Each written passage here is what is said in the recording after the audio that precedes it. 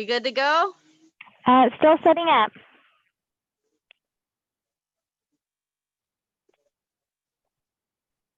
You are live. Hey, everybody. Welcome to Hearst Castle. My name is Tracy. Thank you for joining me for the Castle to Coast Kids Junior Ranger program. We've got a lot of fun things in store for you. We're going to spend some time at Hearst Castle playing a fun game, and then we're going to go all the way down the coast to Monica at Morro Bay State Park, I believe. You're going to be learning about owls, one of my favorite birds. And let's check out this view here at Hearst Castle. Not too many people get this wonderful view, so thank you for joining me. We are on the 4th floor, standing on the balcony of the Celestial Suites. We are as close as one could be to the bell towers of Hearst Castle.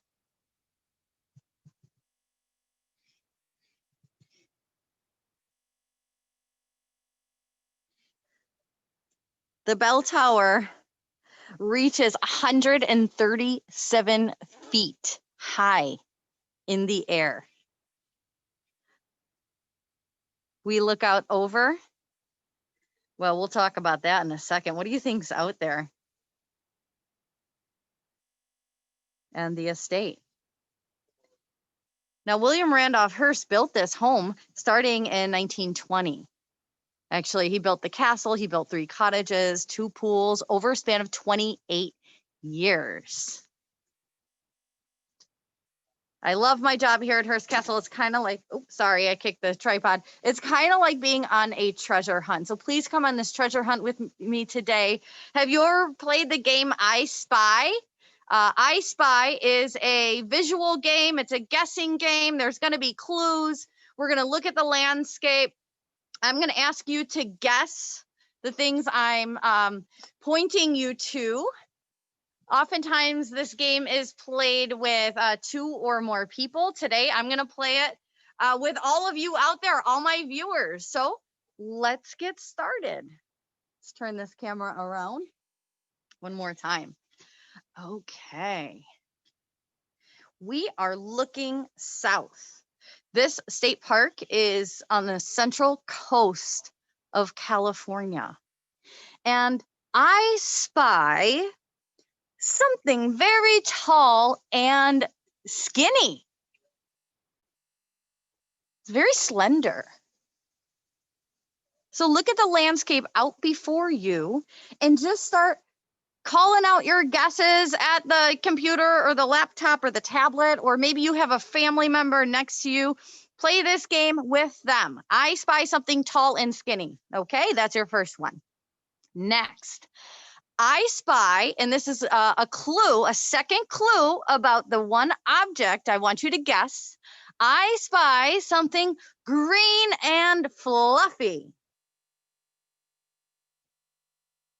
Do we have it yet? Did you get it? Did you call it out?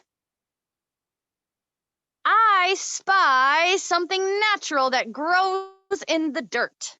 That's your third and last clue. And if you said palm tree, awesome. You are correct. These are called the Mexican fan palms. So that is the type of palm they are. They are tall and skinny and slender.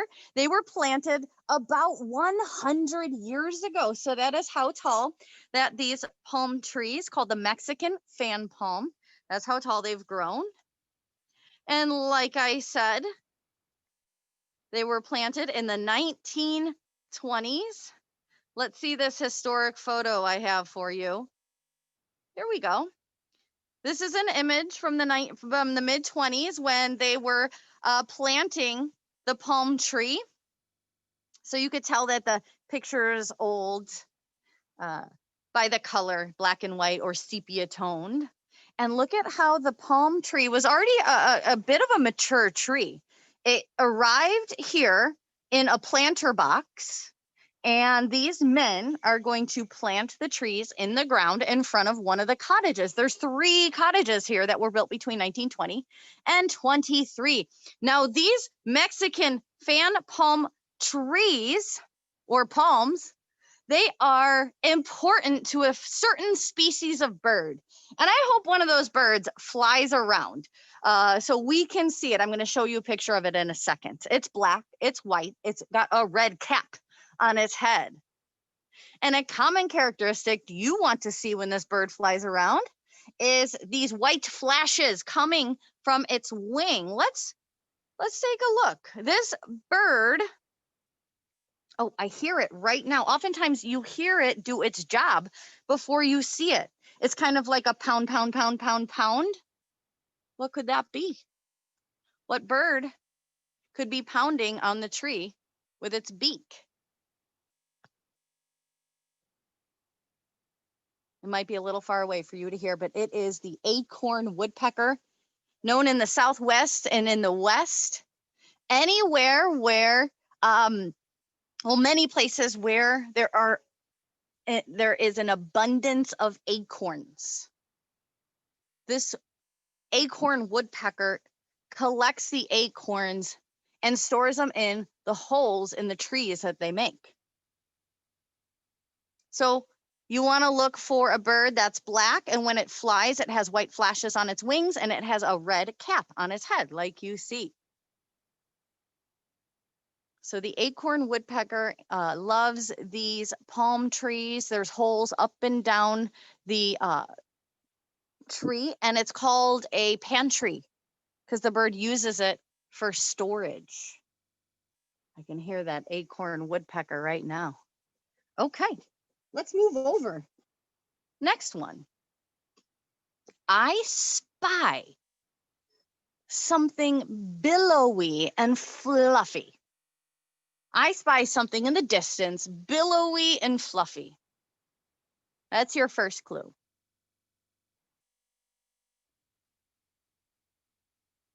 I spy in the distance something long, and it's along the horizon line. The horizon line for this spot is where the ocean meets the sky. I spy the marine layer, which is a layer of clouds that comes in off the ocean. And there's the beautiful Pacific Ocean out before us. The Pacific Ocean plays a major role in the building of Hearst Castle. So William Randolph Hearst, media mogul.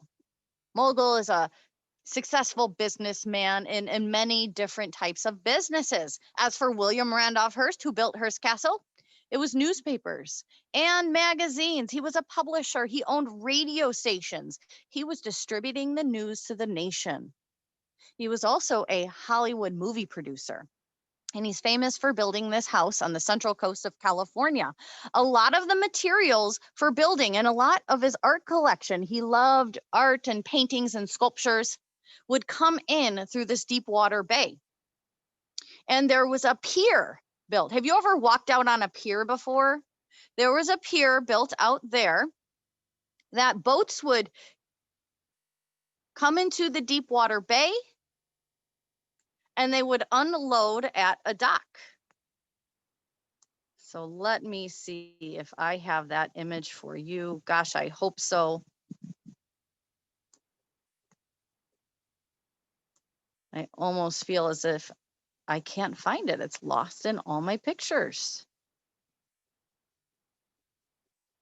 So in the meantime, I'm going to share this picture with you. So instead of showing you the pier where the boat would come in and drop off the art, I'm going to show you something else. I'm going to show you a sketch.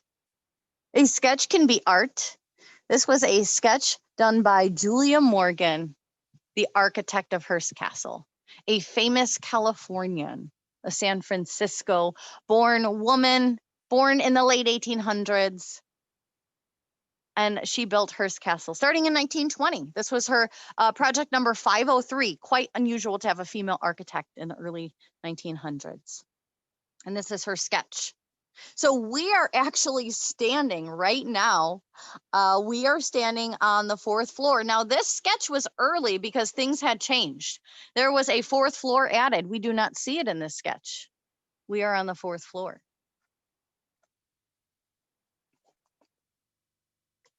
All right. Let's pan across. Actually. So we're looking down on the main terrace down there. That's Casa Del Mar House of the Sea. It's one of 3 guest cottages. We can see the roof, the chimneys, named for its views of the ocean.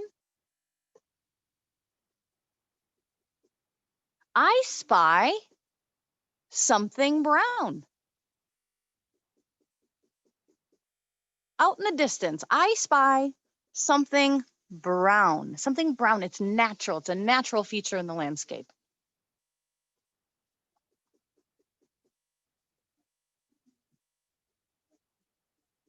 I spy something that looks like it has a road. I spy something that looks like a road. What are we looking at? We are looking at, and you can call out the answer. Are you going to say a ranch? That's all ranch land out there. That's the Hearst family ranch, and that is the road that one would take here to Hearst Castle. And that road connects to Highway 1, Pacific Coast Highway. Have you ever driven the Pacific Coast Highway? And if you were on that highway, you would see Hearst Castle way up on a hill. And that is the road that it takes to come up here. That road's about 5 miles long, and it weaves around the hills and the curves around the Hearst family ranch. And that ranch was first purchased in 1865. It was purchased by George Hearst, father of William Randolph Hearst, the media mogul.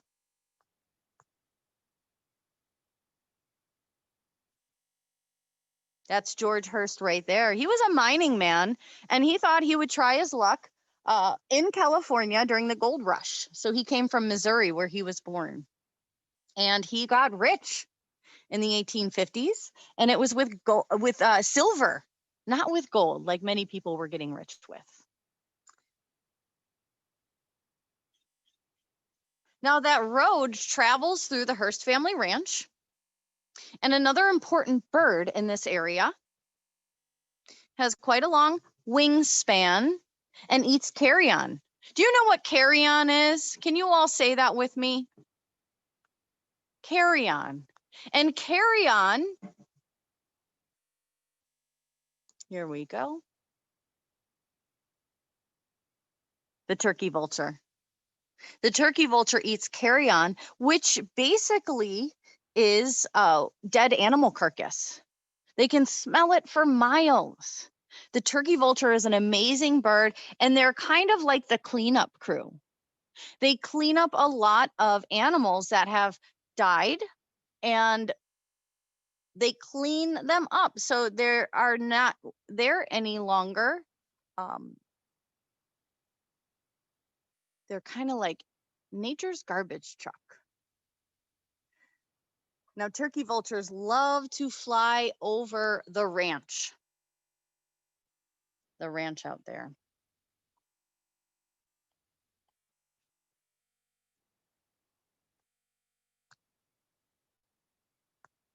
I found that photo of the pier by the San Simeon Bay in the ocean. That's where the boats would dock in the early 1900s and bring materials to build Hearst Castle and bring some of the art collection that William Randolph Hearst would purchase and bring to his home.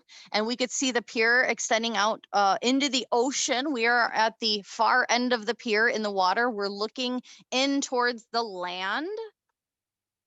So Hearst Castle will be somewhere up in this direction. So we're pretty high up in the mountains. So things would get loaded onto carts with wheels. And those carts would go this way along the track and either go into that warehouse or go into that warehouse before it was put on a truck and brought up. Well, we've seen the road. Brought up that road here. I spy something blue. I spy something blue. Oh, it's nestled in there. That's right. I spy something watery. It's the pool. It's the Neptune pool. We can look out, we could see the Santa Lucia mountain range here. This is a coastal mountain range. On the central coast, I can see a turkey vulture flying out there. They have a really interesting defense mechanism. I just learned this not too long ago. I think it's really cool, but the turkey vulture will actually throw up a little bit if it gets scared. It uses it as a defense mechanism. It'll throw up at another creature if it gets scared and disturbed. Quite fascinating stuff. As much as it sounds gross, fascinating. So we are 1,600 feet above sea level. We are almost 137 feet high in the sky. I spy something very tall with spires on it. Cone-shaped objects like pyramids. I spy something with several arches on it. Do you spy that too? It's the bell tower. And in that bell tower are 18 bronze carillon bells. There are actually 18 in each tower for a total of 36.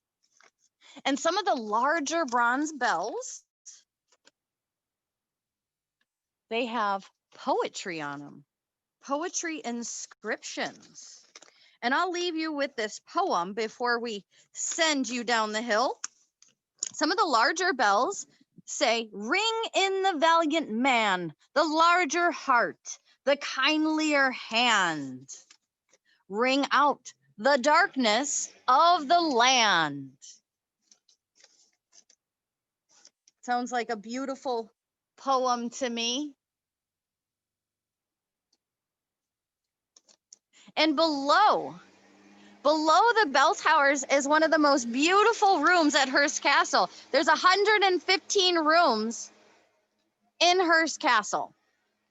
38 of them are bedrooms. William Randolph Hearst slept in one of the rooms, and he was quite famous. He knew other famous people like politicians and Hollywood actors and athletes and artists and writers. The room that is beyond that arch that we see is called the Celestial Suite. Or one guest said it was like staying in a jewel case. Look at all the gold embellishment, the gold leaf, the gold accents. And that's why she said it was like staying in a jewel case.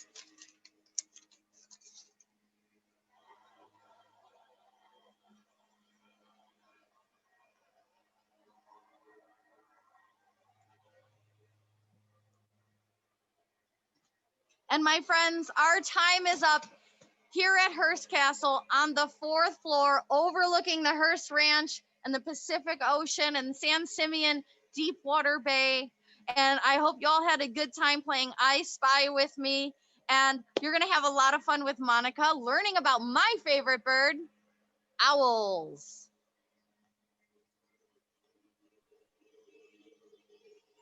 Awesome. Thanks, Tracy. I had fun playing I Spy with you. I loved it. And I love how you were able to see so much from the top of that bell tower there, overlooking beautiful Hearst property, over the beautiful Central Coast, even though you couldn't see the ocean. I thought it was gorgeous. Well, hello, everybody. My name is Monica, and I am an interpreter for California State Parks. And we are about 30-ish miles south of where Tracy is, and I'm at Morro Bay State Park. And Tracy was saying earlier that it looks like I have snow in the background, but it's just the reflection of Morro Bay, part of the Pacific Ocean. I'm going to give you A little view here. There's Morro Rock in the background, one of the iconic landmarks of this area. And I'm overlooking Morro Bay right now. Well, like Tracy said, today I wanted to share with you a little bit about one of my favorite birds too, owls. I think owls are super, super cool. And the great part about owls, and especially the owl that we are going to talk about today, is that it's not only found here on the Central Coast where Tracy and I are, it's found all over the world. So you might have seen one in your own backyard or your neighborhood or places that you've traveled before. So hopefully this is a bird that we all recognize and maybe we have seen at least once in our life, or maybe eventually we will. So the owl that we're going to be talking about today is something called a great horned owl. And I'm going to go ahead and show you what the great horned owl looks like. Check that out. Wow. So this is our great horned owl, the very cool owl that we'll be talking about today. We can find these in Morro Bay State Park and all along the central coast of California and pretty much all over the US and even in Canada and Mexico. So these are some of the most widespread types of owls there are out there. They can live in all sorts of different habitats, whether it's in forests, mountains, coastal areas like here, deserts. They're very adaptable to all these different environments. So chances are you probably have some nearby where you live, depending on where you're watching from. So the great horned owl. Why do you think it's called the great horned owl? I'll give you a second to think about that. Great horned owl. Well, if you take a look at this picture here, you can see that this owl has got two little tufts of feathers on the top of its head. They're not horns like you might find on other types of animals. They're just little feather tufts, but it gives it a really iconic and noticeable look. So that's how it got its name, great horned owl, because it looks like it has horns on the top of its head. But they are super, super interesting. In fact, owls are fascinating for a lot of reasons. I think they're really cool because of how well they can find and catch their food. And I think it's so cool that I'm going to share it with you. Owls are a type of nocturnal animal. I bet you know what nocturnal means. What do you think it means? They're awake at night, or they're active at night. Exactly. So owls are nocturnal, so they're going to be spending a lot of their active time eating, hunting, taking care of their young at night. So if you haven't seen one in your life yet, maybe you just have to wait till it's dark outside and you might hear it. What sound do owls make? Hoo, hoo. Right. You might hear it before you see it. You might look really, really closely up in trees. Maybe they might hang out in trees like this or other types of trees in your neighborhood. But they are going to be active at night and they're going to be looking for their food at night. So how do they do this? So if you were an owl, what senses do you think you would use to find your food? What I mean by senses is the five senses: sight, sound, smell, taste, or touch. Which senses do you think the owl would use to find its food? Well, they use a couple. They definitely use their sight and they use their hearing. They listen for sounds to find their food. We're going to walk through the process of how this owl can find their food. And what I'm going to do, actually, I'm going to take you with me, and we are going to look at an owl right now. So right now I'm in the Morro Bay Museum of Natural History. It is closed right now to the public, as a lot of our indoor spaces are, but I'm going to show you some things right now. There's a big picture of a great horned owl. But I'm going to take you with me and we're going to look at an owl up close. While I'm walking over there, what types of foods do you think owls eat? What might they be hunting for? Well, let's see. Check it out. Hopefully you can see that kind of clearly. This is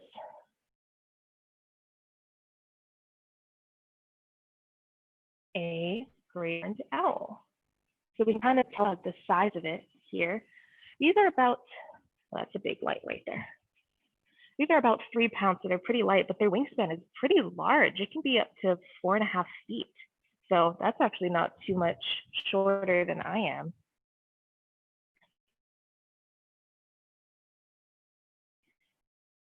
This is our horned owl. So what do you think that the great horned might hunt for? Maybe you were thinking mice, mice, or small rodents like rats or squirrels, moles or voles, all sorts. Like maybe they might even eat small birds, some kind of eyesight to find them, and they're going to use their sense of hearing. Now, what I think is really cool about the great horned owl is that its ears are very unique. So a lot of people think that the horns on the top of its head are its ears, but that's just for show, just a little decoration. He has a cool hairdo, but its ears are actually down below on the side of its head. And we can't tell here, but they're just on the side of its head, and its ears are actually at different heights. So one might be, let's see, one might be up here, higher, one might be down here a little bit lower. Why their ears are at different heights? Well, it helps to have ears at different heights so that they can hear things from all around them. They can hear things all around them. And in fact, their hearing is so good that they are able to figure out the exact location of their prey using sound alone.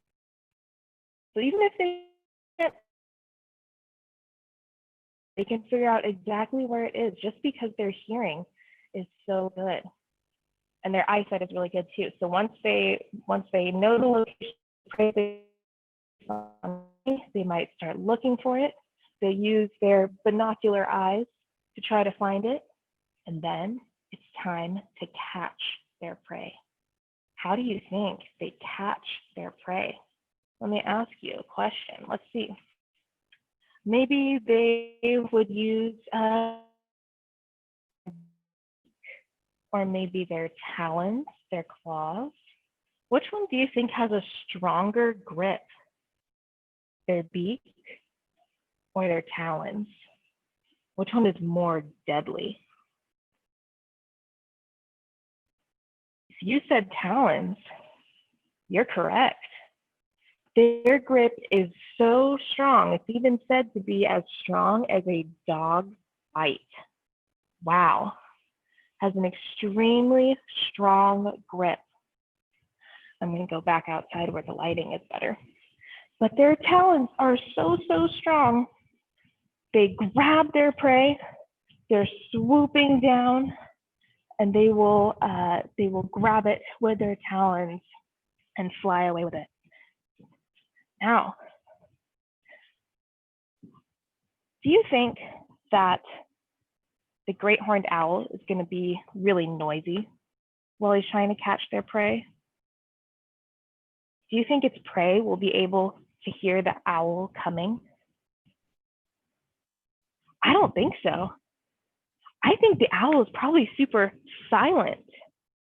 And that's because it has a really special adaptation that helps it fly silently. It's a special feature of its wings that helps it fly without being heard. So that way its prey doesn't even know that it's coming. So I'm going to show you up close what that looks like. But I'll explain it a little bit to you. So usually when birds fly and they flap their wings, you can hear it if you are up close to it. So let's pretend our hand is a bird's wing. Most birds' wings look like this, where all the feathers are close together and it makes a straight edge. And let's fan it really close to our ear. Let's see. Can you hear that? Can you hear the wind being created from you fanning by your ear, kind of like you're flapping your wing? A lot of birds can make noise while they're flapping their wing, but the owl, it doesn't make sounds while it's flapping its wings, and that's because its wings and its feathers look kind of like this. It's fringed, or its feathers are separated. So this might be what it looks like. You have the wing up here on top, but check out those close-up images on the bottom. Check out the edges of those feathers. So here we have the top of the wing. It's got these little fringed parts. It's kind of like very small, fine hairs. Same thing with the bottom here. And this allows them to fly silently. The separation of those feathers, or it's kind of serrated, helps break up the wind and doesn't cause sound. So let's try that out. So we tried this one with our closed wing, like most other birds, and we could hear a lot of wind, right? Go ahead and separate your fingers and do the same thing. Could you hear any wind there? I didn't, at least not as much as there was with my closed wing. So these birds are able to fly completely silently just because of their special wings with their special feathers. Because I'm sure if I was a small rat or a squirrel and I saw an owl coming, or I heard an owl coming, I would definitely run away and hide. But they don't even get the chance to, because the owls are so sneaky and stealthy. So they've snuck up on their prey, they've flown really silently, they've grabbed them with their talons, their sharp gripped talons. Then what? Now they eat it, right? They eat their prey. And these owls eat their prey in a really interesting way.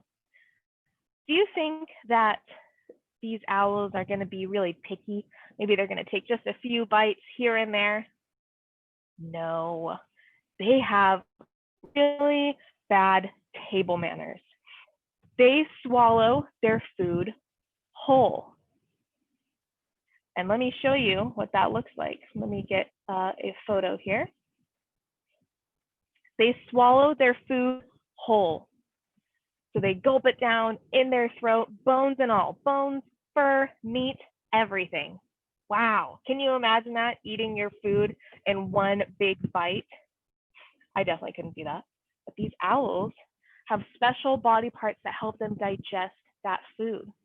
But the problem is, they only want to eat the meat, right? They don't want to eat the bones and the fur. That's kind of not good for them, right? So their body does something to get rid of that extra fur, that extra bones, those extra bones.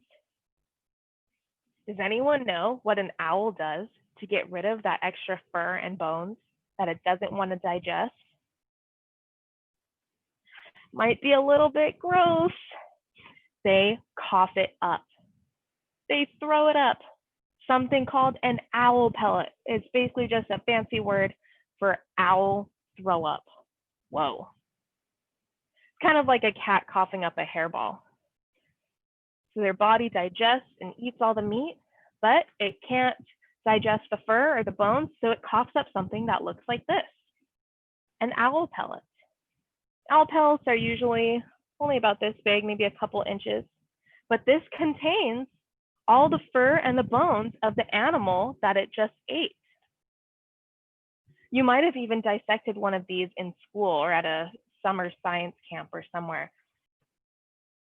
So if we were to dissect this, if we were to open it up, pull it apart, we would be able to tell exactly what this owl ate for dinner by looking at the bones. If we saw a skull that belonged to a rat, we would know. Maybe we might even see a bird skull with a beak. We would know exactly what it ate. So even though that seems kind of gross to be dissecting and going through an owl pellet, an owl throat, it's actually kind of cool for scientists because if they find these owl pellets, they're able to tell what this owl ate. So if I was a scientist here at Morro Bay State Park and I found an owl pellet on the ground, I would know a few things. I would know, one, there's owls here. Two, these owls are eating. They're not going hungry. Three, these owls are eating certain types of animals, which I would find out. So you would also know what other types of animals you might find in your park. So these owl pellets are really important for scientists and anyone who's interested in learning more about the owls in their area. Maybe you even see some of these owl pellets where you live. I will tell you one thing though.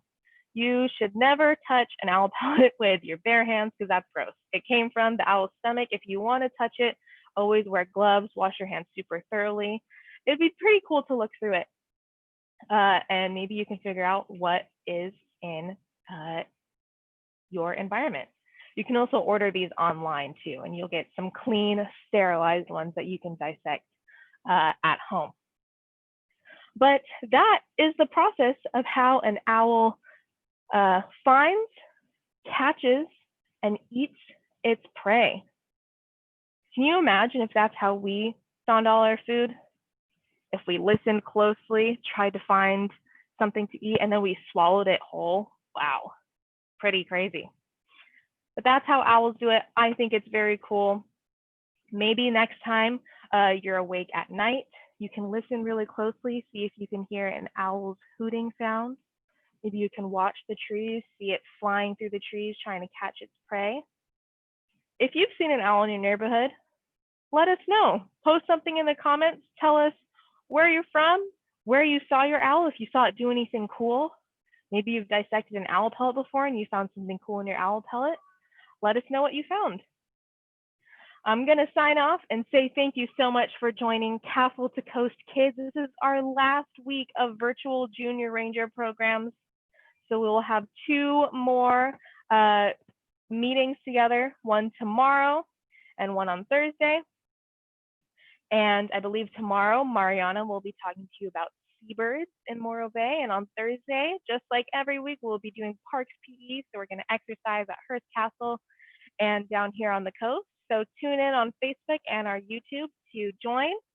Thank you so much, everyone. Have a great rest of your week. Bye.